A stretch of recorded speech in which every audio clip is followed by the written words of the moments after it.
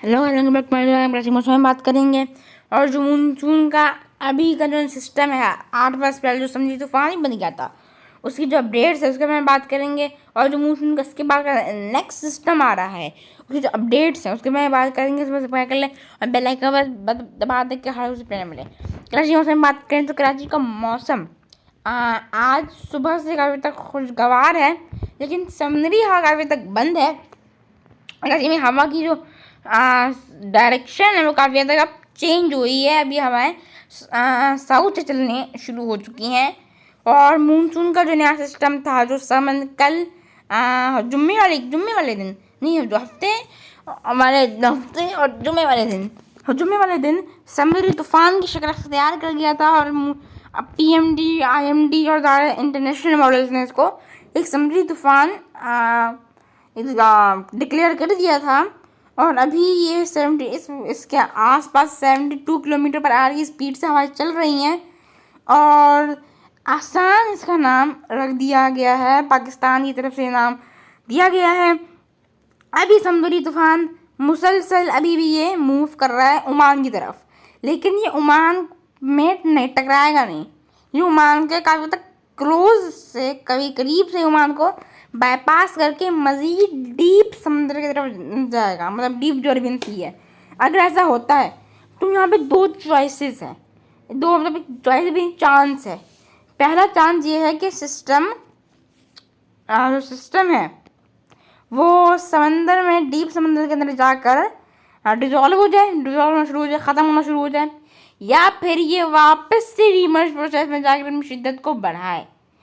अगर ये वापस रीमर्ज प्रोसेस में जाता है तो उसकी शिद्दत वापस बढ़ सकती है, डिप्रेशन डीप डिप्रेशन पर वापस से एक साइकिल बन सकता है। लेकिन रीमर्ज प्रोसेस में जाने की जो इम्कानात हैं वो काफ़ी हद तक कम है और ना होने तक के बराबर हैं।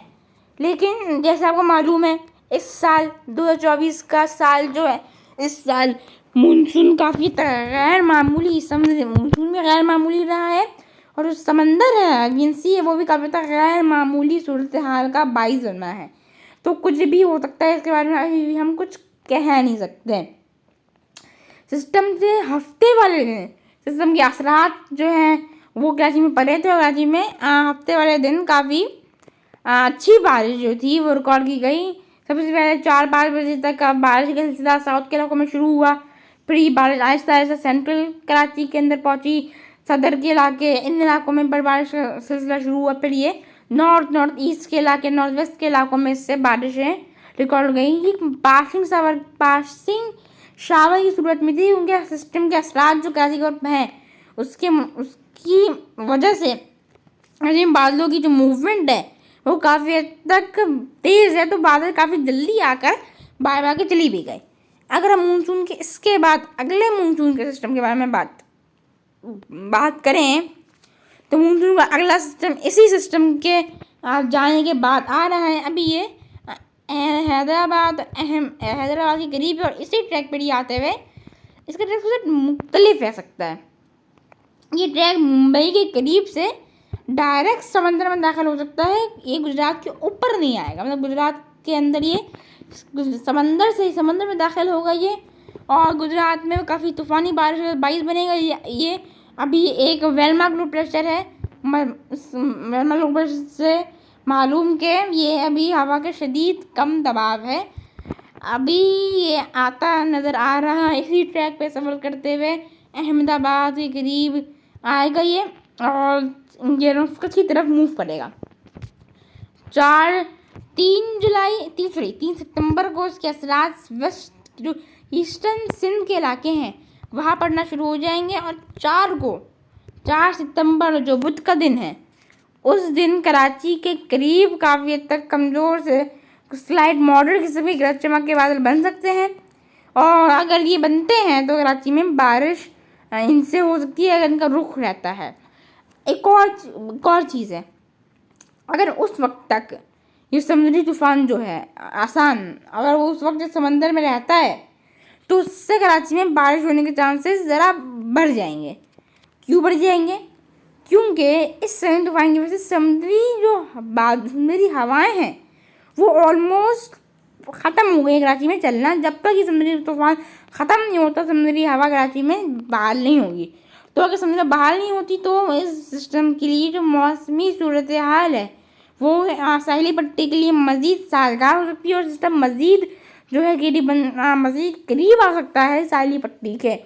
और ओवरऑल देखें तो ये जो सिस्टम गया है डिप्रेशन, डीप डिप्रेशन, जिससे सिंध के काफ़ी इलाकों में, मिट्टी बदीन के इलाकों में शदीद मौसमी सूरत हाल रही।